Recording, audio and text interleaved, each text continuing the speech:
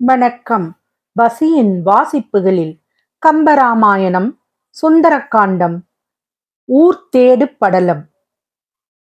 இலங்காதேவி சென்ற பின் அவள் சொல்லிச் சென்ற வார்த்தைகள் உண்மையானவை என்று அனுமன் ஆலோசித்து அறிந்து மகிழ்ந்தான். அம்மகிழ்ச்சி குடிகொண்ட உள்ளத்தில் ஸ்ரீராமபிரானின் செந்தாமரை திருவடிகளை நினைத்து வணங்கினான். அதன் பின்பு சிறந்த பார்க்கடலில் சிறிது மோர் சிந்தியது போல பொன்மயமான மதிலை தாண்டி கொடிய அரக்கர் வாழ்கின்ற பெரிய நகரான இலங்கையினுள் பிரவேசித்தான். வானளவு உயர்ந்த ரத்தினங்களால் வேயப்பட்ட ஒப்பரிகை வீடுகளின் வரிசையால் எழுந்த ஒளிய கரிய இருளை ஒழித்து நிற்கும் அழகை அறிவிற் சிறந்தவனான அனுமன் பார்த்ததும், பெரிய ஒரு சக்கரமுள்ள தேரையுடையவனான சூரியன் கீழ்த்திசையில் நிலை பெற்றுள்ள உதயகிரியின் சிகரத்தில் உதித்து விட்டானோ என்று எண்ணி ஆச்சரியப்பட்டான். சீதா பிராட்டியை அந்நகரில் இரவிலே தேடி அறிவது நல்லது என்று எண்ணி உள்ளே பிரவேசித்த அனுமன் சூரியன் உதித்து விட்டானோ என்று திடுக்கிட்டான். சிறிது நேரம் அப்படியே நின்றான். மீண்டும் சுற்றிலும் கூர்ந்து நோக்கினான். அந்நகரம் வெளிச்சமாயிருப்பதின் காரணத்தை அறிந்தான். இந்நகரின் மாளிகைகளில் பதிந்துள்ள ரத்தினங்களே கரிய இருளை ஒழிக்கின்றது என்று புரிந்து கொண்டான். மேலும் சிந்திக்கத் தொடங்கி வீதிகளின் நடுவே செல்வது சரியில்லை என்ற முடிவுக்கு வந்தான். உடனே மாருதி தன் உடம்பை சுருக்கிக் கொண்டு அவ்வீதிகளில் உள்ள வீடுகளின் ஓரமாக பிராட்டியை தேடிக்கொண்டு சென்றான். அப்படி சென்றவன் பசுக்கள் கட்டப்பட்டிருக்கின்ற கொட்டகைகளிலும், யானைகள் கட்டப்பட்டுள்ள இடங்களிலும், தேர்கள் நிறுத்தி வைக்கப்பட்டிருக்கின்ற இடங்களிலும், காவல் செய்யப்பட்டுள்ள சோலைகளிலும் தாவி தாவி பிராட்டியை தேடி பார்த்தான். அப்போது அனுமன் பல வகை ரத்தினங்கள் தன் மேல் ஒளி வீசுவதால் அந்தந்த நிறத்தின் ஒளிக்கு ஏற்ப கருநிறமுள்ளவனாகவும், செந்நிறமுள்ளவனாகவும், வெண்ணிறமுள்ளவனாகவும், அவன் மனதில் எப்போதும் குடிகொண்டுள்ள திருமால் போல பக்தியுள்ள அடியாருக்கு காண்பதற்கு எளியவனாகவும், மற்றோருக்கு காணக்கூடாதவனாகவும் தோன்றினான். மேலும் தான் செல்லும் வழியெல்லாம் மாருதி பற்பல காட்சிகளை கண்டான். காடுகளில் சுயேட்சையாக மகிழ்ந்து ஆடுகின்ற மயில்கள் போலவும், நீர்நிலைகளில் நீந்தி விளையாடும் மன்னங்கள் போலவும் களிப்புற்று இருந்தனர் ராட்சச மகளிர். தேவ மாதர்கள் ஆகாய கங்கையின் நீரை ஒரு குடங்களில் முகந்து எடுத்து வர அந்நீரினால் குளிப்பாட்டு விக்க பூஞ்சோலைகளிலே தங்கி இனிது நீராடி மகிழ்வதைக் கண்டான். அதனை கண்ட அனுமன், தவத்தை செய்தால் பெரும் பயனை அடையலாம், அது இல்லாமல் வேறொன்றை செய்தால் ஒரு பயனையும் அடைய முடியாது, இதனை பிரம்மன் இந்த செயலால் உணர்த்தியுள்ளார் என்பதை புரிந்து கொண்டான். கரும்பஞ்சாரும் மலைச்சாரர்களில் ஒதுங்கி கிடங்கிட கட்டியுள்ள தேனடைகளில் இருந்து எடுத்து வந்த கல்தேனும், நீர்வளம் உள்ள இடங்களில் செழித்து வளர்ந்த சோலைகளில் மலர்ந்த மலர்களிலிருந்து கிடைக்கின்ற தேனும் தென்னங்களும் தேவாமிர்தமும் ஒப்பாகாத அரக்க மகளிரின் செவ்விதழ் பானத்தையும் தந்தாமிர்த பானத்தையும் பருகிய மகிழ்ச்சியால் மயங்கி கிடக்கின்ற அரக்கர்களைக் கண்டான். கணவருடன் ஊடல் கொண்டு அதனால் உண்டான பிரிவு துயரை தாங்க மாட்டாது கன்னத்தில் கை வைத்து கொண்டு உயிர் தடுமாற பெருமூச்சு விட்டு சோர்விற்று வருந்துகின்ற ராட்சச மகளிரையும் கண்டான். அவ்வாறு பல தொழில்களை செய்கின்றவர்களான எச்சப்பெண்களையும், அரக்கியர்களையும், நாகக்கன்னிகைகளையும், வித்யாதர மகளிரையும், சந்திரனை போன்ற முகமுடைய மாதர்களையும் மற்றுமுள்ள பெண்களையும் பார்த்து கொண்டே சென்ற மாருதி மலை போன்ற பெரும் வடிவத்துடன் அசைவின்றி தூங்கிக் கொண்டிருந்த கும்பகர்ணனை கண்டான். கும்பகர்ணன் படுத்திருந்த மண்டபம் 7 யோசனை தூரம் விசாலம் உள்ளதாகவும், இந்திரன் ரத்தன கிரீடம் சூட்டப் பெறுகின்ற மண்டபம் போலவும் 8 திக்குகளிலும் சூழ்ந்துள்ள இருளை போக்கக்கூடிய பிரகாசம் உள்ளதாகவும் விளங்கிற்று.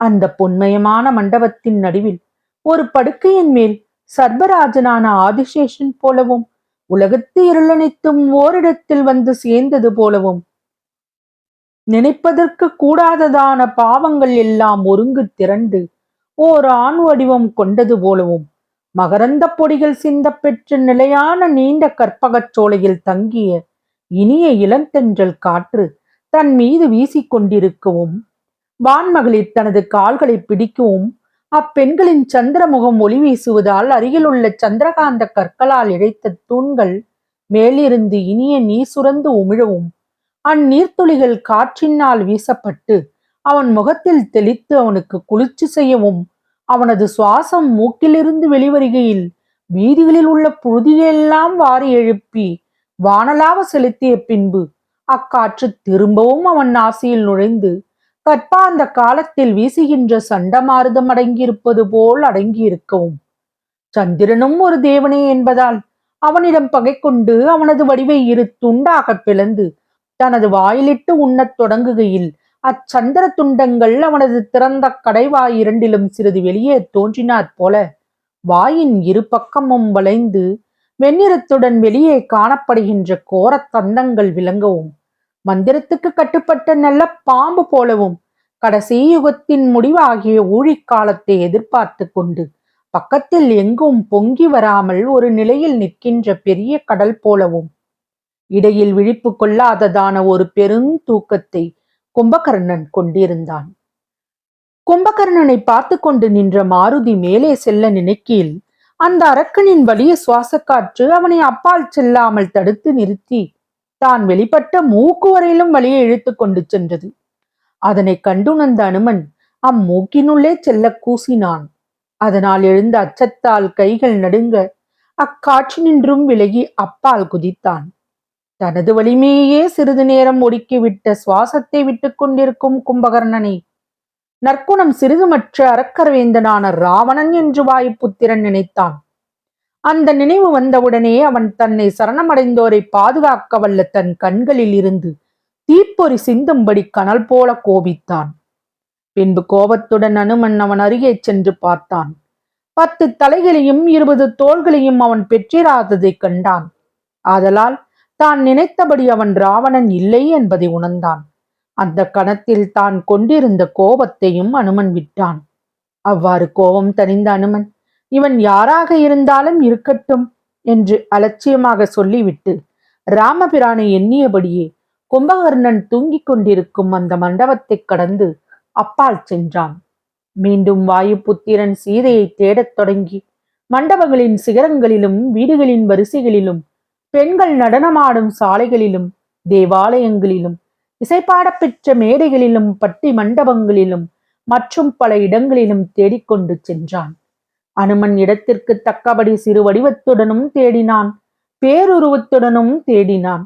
அப்படி தேடிச் சென்ற அனுமன் வேந்தர்களும் வேதியர்களும் தேவர்களும் மண்ணில் உள்ளவர்களும் தன்னை விரும்பும்படி பிறந்த நல்வினை செய்பவனான விபீஷ்ணனின் இடமகன்ற மாளிகையினுள்ளே புகுந்தான். பசுந்தேன் துளிர்க்கும் மலர்கள் சொரிகின்ற கற்பக மரங்கள் அடர்ந்து நிழல் செய்கின்ற இடத்திலே பளிங்கு மேடைகளுடன் பவழமயமான விபீஷ்ணனின் மாளிகை அழகுடன் விளங்கிற்று. அம்மாளிகையினுள் படுக்கையில் கரிய மேனி கொண்ட அரக்கர்களின் முன்பாக வெளிப்படையாய் தனக்குரிய வெந்நீர் வடிவம் கொண்டு வாழ்வது கூடாது என்று எண்ணி அவ்வரக்கர்களை வஞ்சித்து மறைத்து வாழ்கின்ற தர்மத்தை போன்றவனாகிய விபீஷ்ணன் அவர்களின் நிறத்தை தானும் கொண்டவனாக படுத்திருந்தான். மாளிகையில் நுழைந்த மாருதி அவன் அருகே சென்று அவனை நோக்கினான். தன் பேரறிவால் விபீஷ்ணனின் குணவியல்புகளை நன்கு ஆராய்ந்து தெளிந்தான். இவன் அரக்கர் குலத்தில் தோன்றியவனானாலும் நற்குண நற்செயல்கள் உடையவன் என்ற முடிவுக்கு வந்தான். ஆகவே விபீஷ்ணனின் விஷயத்தில் சினம் கொள்ளாது அம்மாளிகையை விட்டு நீங்கி மலை போன்ற ஒரு கோடி மாட மாளிகைகளுள் ஒரு நொடி பொழுதிலே நுழைந்து சென்று வெளிவந்தான். அப்படி சென்றவன் பின்பு இந்திரஜித்தினது மாளிகையின் கடைவாயிலை அடைந்தான். தொடரும். பசியின் வாசிப்புகள் பிடித்திருக்கும் என்று நம்புகிறேன். எனக்கு சப்ஸ்கிரைப் செய்து லைக் செய்து ஷேர் செய்யவும். தங்களின் மேலான கருத்துக்களை கமெண்டில் பதிவிடவும். அதுவே எனக்கு உற்சாகமூட்டும். நன்றி.